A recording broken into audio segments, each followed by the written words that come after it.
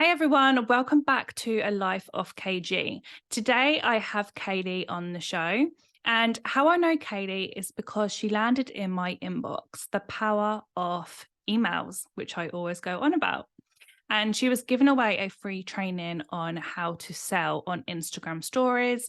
I enrolled, I loved it, and then I reached out to her to come on the podcast and share all them tips with you guys.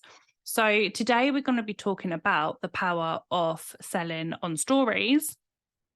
But it was actually really funny because when I reached out, we found out that we lived 5 minutes away from each other. Maybe not even 5 minutes. Like, how crazy is that? The power of social media and email to connect other people is just insane. So, really excited about this episode. Let me know your thoughts. Make sure you share on media so we can reach as many professionals as possible. And yeah, so without further ado, here she is. Kayleigh, welcome to the Life of KG. How are you tonight? Hello, my lovely. I'm very well, thank you. Good. So for those that are listening, can you just give us a quick intro and a bit about what you do? Of course I can. Yeah. So my name is Kayleigh Greenacre and I am a business and mindset coach and mentor. And ultimately I help and support female business owners to grow and scale incredible businesses online, to reach, six figures and ultimately create their dream life along with it as well. Wow. So anyone listening to that's going to be like, I want you to teach me how to do that. So take me back. What was you doing before coaching? So my background's actually in education. So I spent many years through my adulthood developing and growing within education within schools. I initially started as a teacher and then worked my way through up to an assistant head teacher and also a education coach. And what I did is for the last couple of years is I ultimately spent my time coaching other teachers and other members of staff in order to bring out the best in them. So to really ensure that they are being the best teachers or members of staff that they could. And I absolutely loved it. It was, something that I was very passionate about, as well as obviously educating people, students, as well as staff in terms of, again, that the best parts of themselves, and also media as well. So my background is also media side. So sort of teaching them all the things about TV, film, social media, music videos. So yes, it's been a very educational based background that's actually kind of, has been one of those main first steps to bring me to where I am today. In family wise, is your family or anyone in business, or are you like the first? So I'm actually the first. So all of my family are in education or the corporate sector in London. So I am the first family member to actually start their own business. And I think it's always been kind of like a passion of mine. There's always been something in me that's wanted to break away from the tradition of, this is the standard, job, and you go to university and you do all of these things. And I wanted to break away from that kind of, I'm not going to call it a stereotype, but break away from the family tradition, and actually do something myself. I think I've always been like the dark horse in the family anyway. So I just wanted, very independent, very unique, but it's something that I had a passion for back in the day for sure. So that word like pivot, would you say lockdown was a pivotal time for you? Like, how did that change things? Because I know when I'm reading your story, it seemed like that kind of was where you begun starting the business. Am I right? Absolutely. So, yeah. So, obviously, lockdown happened. And obviously, at the time, I was full time education. So, all the schools were closed. And I had my daughter, who at the time, I believe, was 3. Yeah, she was 3. And obviously, we were stuck. We were stuck at home, stranded. And I was homeschooling her. And I think it kind of ultimately it gave me the opportunity to think, wow, there is more that I can bring to the table. So many people are stuck and they're spending so many hours online. And, the more you speak to people as well, they're spending hours and hours on social media. You see more and more people going into, different types of businesses online. And I thought to myself, actually, do you know what? This is potentially going to be my opportunity. So to start with, I actually started writing a book. That was the first thing that I actually did in lockdown. I started writing a book called Mindset to Success. And again, sort of sharing with my audience audience and my readers, you know, the mindset that you need in order to become successful, just in general life, not in business at all. And I already had another business anyway that was to do with photography, videography, and media, so supporting, you know, businesses and also families. But I thought, no, do you know what? I need to combine my educational experience, my coaching experience, and my media, and actually create something together. And that was kind of when it all clicked. I thought, actually, I can do this. So I started mapping out things and, you know, and scribbling bits to paper or pen to paper, you know, scribbling ideas down. And I remember having a conversation with one of my friends, and I said, oh, I don't know if I can do this. And she goes, of course you can. And I said, actually, I can. And that's where the name of my business came from. That I remember that exact conversation that I had with her on the phone during lockdown. And yeah, that's definitely kind of how it came about. Wow, I love that. I only had a conversation yesterday about change and how everyone kind of just like falls into their career of whatever that is. And then most of the time just stay in that career because they don't know anything else. So they just stay at it, stay what's comfortable, stay with what they know. And I remember the conversation come up because it was like about people taking the leap of doing another business or moving away, and everyone going, oh, look at their life or look what they've done. But Yeah, literally you can do anything you want to do, can't you? Like you create the life that you create. absolutely. It's all about, you know, I'm always a firm believer of growth mindset, and it's all about, you know, if you believe, you truly believe in yourself, if you have that self-belief, you can achieve whatever you want to achieve. You know, 80% of our success is down to mindset. And actually, if we are telling ourselves that we can build a business, or we can find our perfect partner, or we can buy our dream house, it is possible. And I think it's a case of then, you know, putting in the legwork, having the motivation, and also knowing the strategies in order to kind of pursue that dream or goal that you have.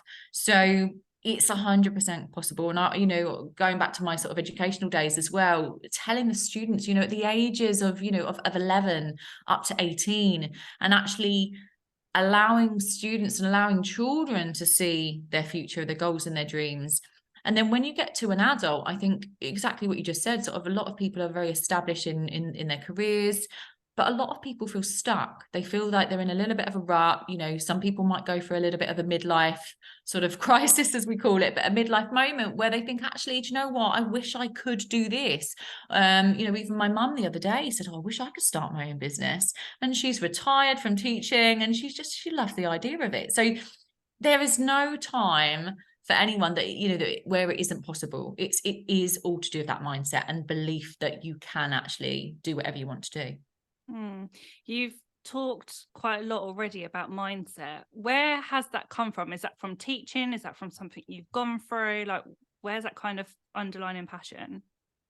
So I've always been extremely motivated and resilient. I've always been so. And I think actually it's probably through my upbringing of being very, you know, competitive in terms of sport, and also sort of stage school and drama and acting and all of those things. And I think because, you know, I had to go to many auditions and sort of, you know, trying to get into TV and film and all of that, you had to have that resilience. You had to have the mindset of, okay, but if I don't get this role, it doesn't matter. There will be another opportunity. And I think it was kind of drilled into me at a very young age to keep going and to be resilient, and to also to be persistent as well. And I know that I've often been asked, you know, what are my strengths? Absolutely resilience, but it is also persistence, but in a positive way, because ultimately I don't give up and I keep going and going and going. But I think what happened to me when I got into teaching, it was very comfortable. It was very much, well, this is the career. This is, you know, this is easy. This is, you know, a very safe job, a very safe environment to be in. You know I'm safe here. But gradually, as I worked my way up and progressed, you know, like I said earlier, my mindset sort of changed in the lockdown, and I thought, no, I'm actually capable of more than this. I can, you know, and I'm not putting teaching or the education profession down at all, but I knew I have more to give, and I really want to be able to, you know, continue to help people excel in their lives and in their careers, and obviously in their businesses, which is what my main focus is now. But yeah, the mindset, I think it stems back from my childhood. but it does take work. It's not a case of just sort of saying, oh, it's drilled into you at a young age, and you're lucky you've got that mindset, that growth positive mindset. It has taken me a lot of work, especially through my sort of late 20s and early 30s. I went through a very terrible divorce and losing our house and all of these things. And it was a bad time. It was a bad moment, or a couple of years actually, that I had to go through. And it was only really as we came out of lockdown that I managed to get out of that bad place. But because I believed that I had this idea, this opportunity was there for me, it was that self-belief and that mindset that really drove me to go for it. And I'm so glad I did. Definitely, because it's not about just being like Miss Positive all of the time and like No. got this strong mindset. There's always going to be these huge knocks in life that just keep knocking you down, knocking you down, knocking you down, and we'll still be on the floor. It doesn't matter how positive we are, but we'll just pick ourselves up a lot quicker and use them tools to be able to get back on our feet again. Absolutely, absolutely. It is. It's to do with the resilience, isn't it? And like you said, we all get knocked down. We have the obstacles and the hurdles. And I get a lot of comments from people saying, "Oh, you just seem so, you've got your life together and you're so happy and positive." But again, sometimes people don't see what goes behind closed doors, and we all have our bad days. We all have our moments as mums where the child might have a little bit of a breakdown in the middle of Tesco's, and you kind of thinking, right, okay, I need to get up and walk away from this. So it is, it's a case of just holding it together and continuing to learn from the challenges or the obstacles or the hurdles that we face. You've mentioned divorce and you've mentioned your little girl that was free in lockdown. Mm. Single mama still? Single mom, yeah, absolutely. It has its challenges. But you know what? I wouldn't change it. I think I'm very proud. I'm very proud of my daughter. I'm very proud of who I've brought up. And she is going to turn into a beautiful soul. But ultimately it's motivated me more, I think. I think actually having a daughter and knowing that I have a mortgage to pay, and I'm trying to create the life for her ultimately. And that's another reason why I started the business. It is actually for her. It's not technically for me. And I want to inspire her, and again to inspire many others, but to inspire her to believe in herself and have that self-belief. And if she wants to create or go for something when she's older, I want her to see that it's possible. It's about female empowerment as well, isn't it? I'm a firm believer that women are equal to men 100%, and we are capable of so much more than what the media and specific people would say. So ultimately this is our opportunity to absolutely shine and to make something of ourselves. Definitely. I mean, I absolutely love that. I mean, you already know I was a single mum. I was a single mum for 6 years with my little girl. Yeah. And I think having a little girl and being a single mum as well and having businesses is just so powerful. Like I have my little boy now and I'm absolutely besotted by him. But having my little girl by my side and, in a female industry as well, it is amazing for them to look up to, and we teach them to be so resilient as well, which is just a massive thing in itself because that will get them through life. 100%. And I think with how the world is changing, and how I think children are growing up at the moment as well in society, things are forever changing, and there's so many more opportunities for women. And this is our time to shine. It's our time to build our own empires, to become CEOs that technically and historically we were never really able to be. So I absolutely, to all of your fabulous listeners as well, if you are a female, you have a dream, you have a vision and a goal, absolutely go for it and believe that you can achieve it, because there is nothing stopping you at this point in time. Definitely. And I done the intro earlier and I mentioned about how I come across you. Yes. And that was through email. Like you were holding your free class on how to sell on stories. Yes. Yeah. And it was only when I reached out and we realized we were literally just down the road from each other. Yes. Absolutely crazy. I thought you was going to be up north or down south. And you're literally 5 minutes up the road. I was like, wow. But the masterclass that you've done on selling on stories was absolutely incredible. I loved it. And I use your techniques that you taught in there still today, which definitely work. So could you go into that a little bit? Of course I can. Yeah, absolutely. So, excuse me. So in regards to stories, so I absolutely love the opportunity that we have as business owners to use our stories, obviously on the social media platforms. And I know there's a number of different social media platforms you can use, but selling on your stories is one of the best tools or strategies you can use ultimately to sign clients or to bring people into your business or to sell your products, whatever you are focusing on. And I have a number one strategy, which I will share with you now. And this, honestly, give it a go, because it truly does work wonders. And since I've been applying this strategy to my business, I now bring in fabulous dream clients, people into my world, reaching out to work with me, and it's great. It's exactly what you want. You want to be able to inspire people, but also for people to be able to come into your world, whatever that world potentially looks like at this point in time. So selling on stories then. So there's a couple of things that I would suggest for listeners to apply. First of all, just make sure you've got a balance of both your personal life and also your business.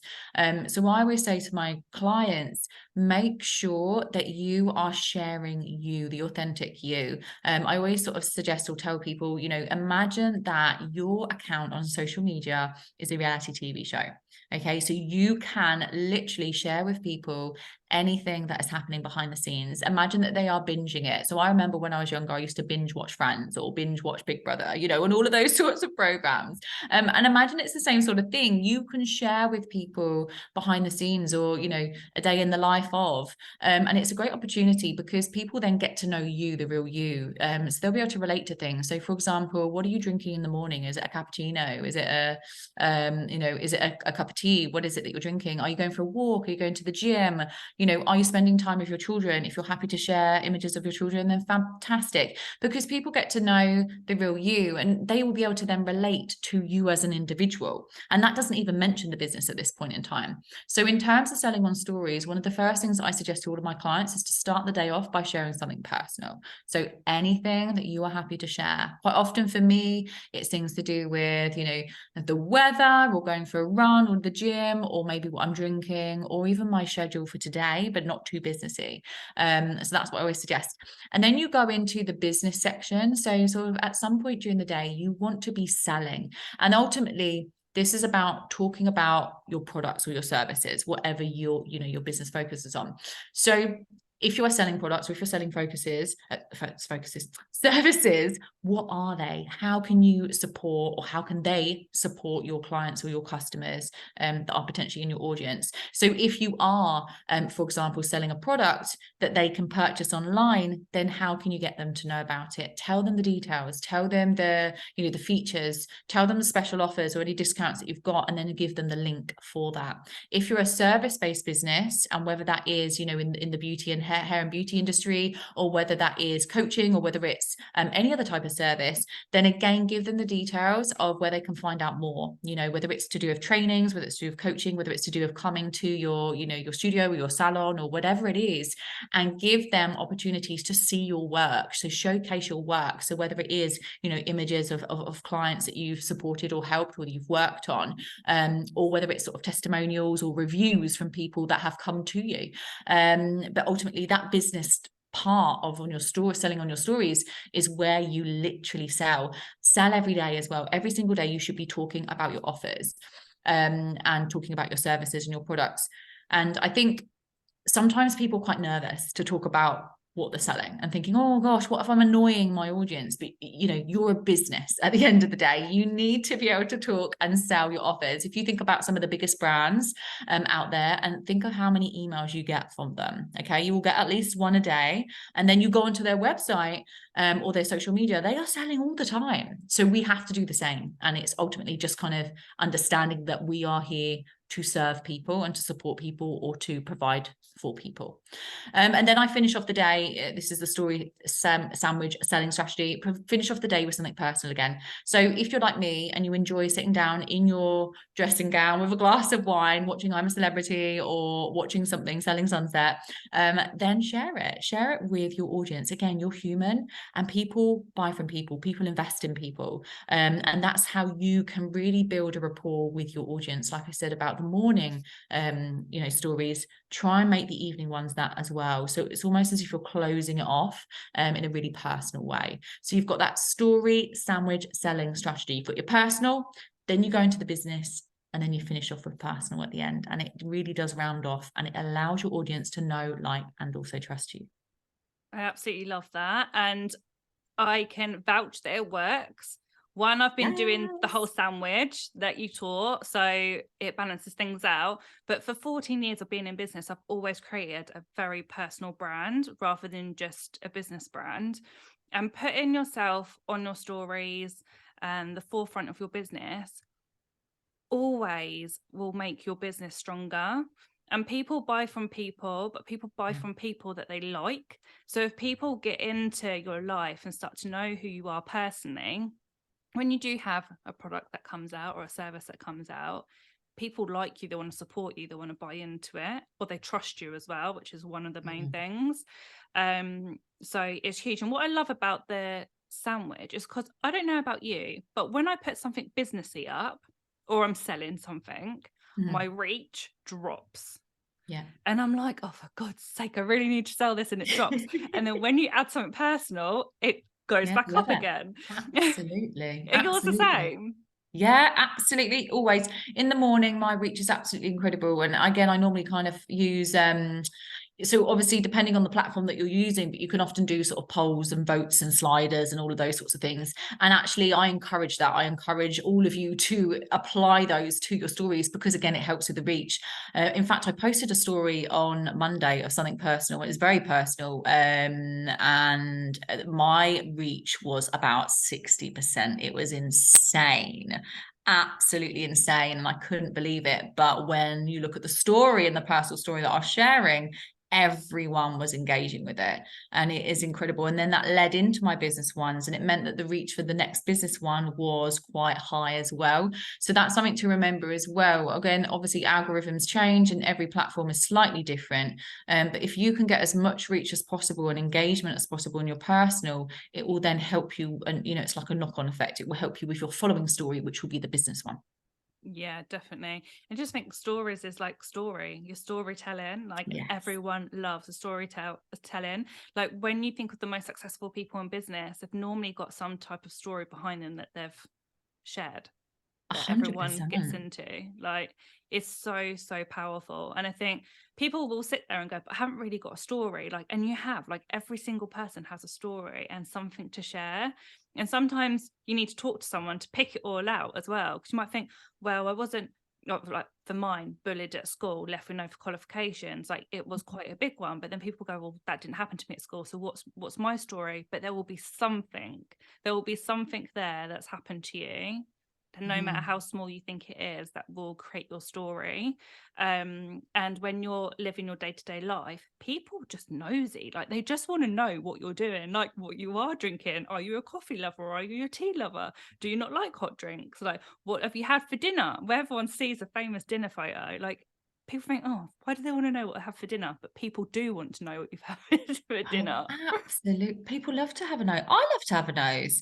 I mean, even when you look at, if you follow any celebrities, I've got a handful that I absolutely love, or people in the industry that are really, really big and inspirations. I love looking and binging at their personal content. And, it's entertaining, but also it allows you to relate, because as soon as you see something that you see familiar, like, oh my goodness, yeah, I do that as well.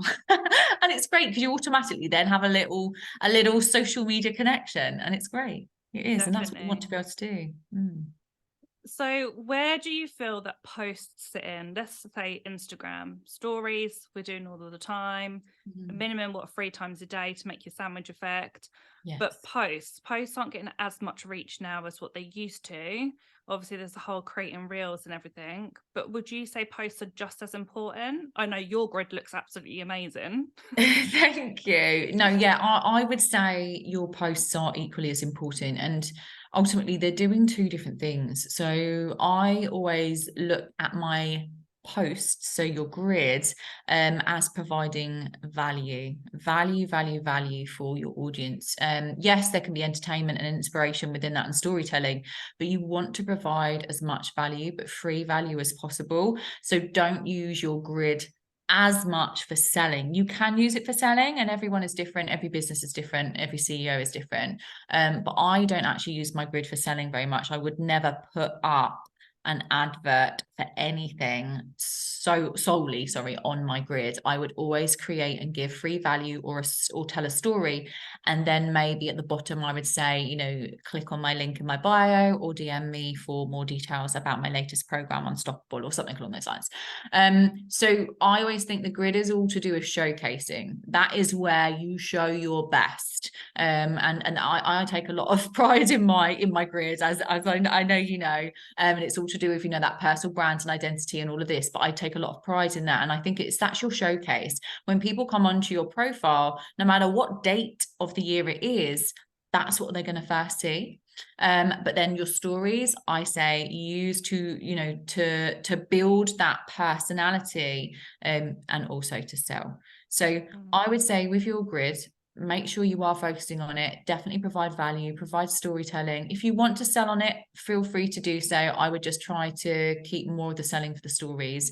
And a question I get asked quite a lot is, how often should you post? Now, there's no right or wrong answer to this. However, what I normally say to my own clients is try to post, obviously consistently, but try to post approximately 3 to 5 times a week. And if you can stick with the consistency, if you say to yourself, I can do 3 times a week, that feels healthy. So every other day I'll post, and then I'll have, you know, the odd day off. And that works really well for many of my clients. And, you know, it's about finding the right method for you, as long as it's consistent. I've been testing this. So consistency, everyone knows is key, and it's all in the consistency. So with stories, I'm really consistent. Like my life, everyone's like, oh, he's putting that on the Instagram. Like my life is on stories constantly. When it comes to the grid, I'm either really consistent or I'm not. And the people that work with me, they're like, Kate, you haven't put nothing on your grid. Come on, you need to put something on your grid. And like you just get so overwhelmed by it. But I've been testing it out and having my own consistency of it. So when I tell people to be consistent, whether that's that's whatever your consistency is. So if that's once a week, be consistent with once a week. If that's 3 times a week, be consistent 3 times a week. So whatever your consistency looks like, make sure you stay consistent. So I've been doing 3 times a week, and over a period of time, and my sales have skyrocketed.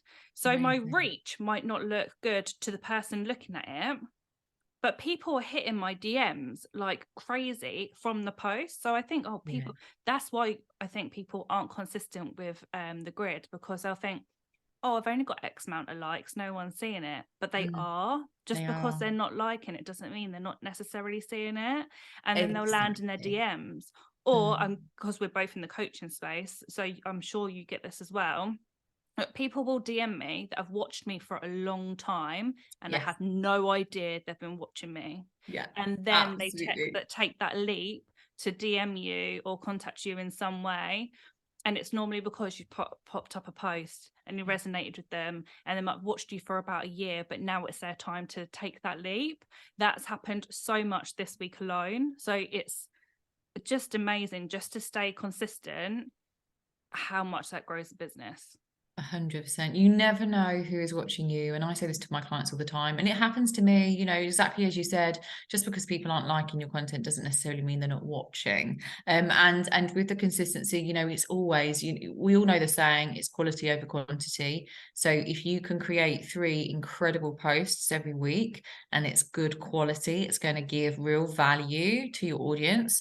That's what you want to do. I have seen you know, business owners try to post every day and they exhaust themselves, and you know, it's not to the quality that they wanted. So it is about sort of taking the time, you know, and also spending a little bit of time each week. Have like you know, a time of the week where you can focus on your content creation. You know, I do every Friday, it's my CEO day. I don't do any calls, any coaching. I purely focus on, you know, what's inside my business, and that quite simply is focusing on content creation ready for the next week or the week after that. So that's something as well, a little tip that I would suggest, because sometimes it can be overwhelming, and you know, our brains aren't always in the right frame of mind to create content or to write copy. So yeah, that's definitely another tip for content creation. Yeah, it's definitely really overwhelming. Mm. And I don't know about you, if I'm like not in the mood to write content, I just can't do it. And then sometimes I'll be laying in bed. I'm actually doing it at the night feeds at the moment, 5 o'clock, morning feeds. I'm literally writing emails because it's just all come into my head. But then I could have a Yeah, day yeah. where I'm like free and I'm like, I have no idea what to write today, what to write today. And I just get writer's block. Yeah. So it's about finding what, like, that space that you can just relax in and write content. Otherwise you just feel so overwhelmed. Yeah, absolutely. And I think as well, it's so easy in terms of social media, when it comes to overwhelm. So many people, myself included, I used to do this and I don't anymore. You get consumed by other people, what they're posting, what they're creating, all of the things. And that's how I think we go into this kind of overwhelm, because we worry or we compare ourselves or judge ourselves based on other people. And I always say, if you're going to look at other people, look at them for inspiration, don't look at them as competition. And I think that is one of the best tips I could ever suggest for people. If you feel a little bit overwhelmed with social media, obviously definitely plan some time to create your content, but also don't get too consumed with what other people are doing. If you want to have a look, maybe set yourself, I don't know, 10, 15 minutes a day only, but focus on what you're creating, focus on your vision, your dream, your goals, because ultimately as well, I think a lot of people copy what other people are doing, but then it's all the same. And I say, you want to be unique, you want to stand out, what can you do that's going to make you stand out? And if you focus on that, you focus on your vision, your values, your goals, it can really help you. It can help you not to be so overwhelmed with it all. This episode has been so jam-packed with value. So thank you very, very much. You are very welcome. It's been an absolute pleasure. I know. Where can people reach out to you? So the best place I would say is Instagram. So my handle on Instagram, I've got two, but the main one, the business one, is @actually1can. So yes, I would love to connect. If anyone wants to connect, then feel free to. It'd be great to say hi. Perfect. So give Kayleigh a follow. Make sure you check out her page. And if you're on Coffee Cake and Chat, Kayleigh is also going to come in and do a guest speak for us. So that's also going to be on Spout Socials. So you'll find out more then. So yeah, thank you very much for coming on the show and taking time out your busy schedule. It's been an absolute pleasure.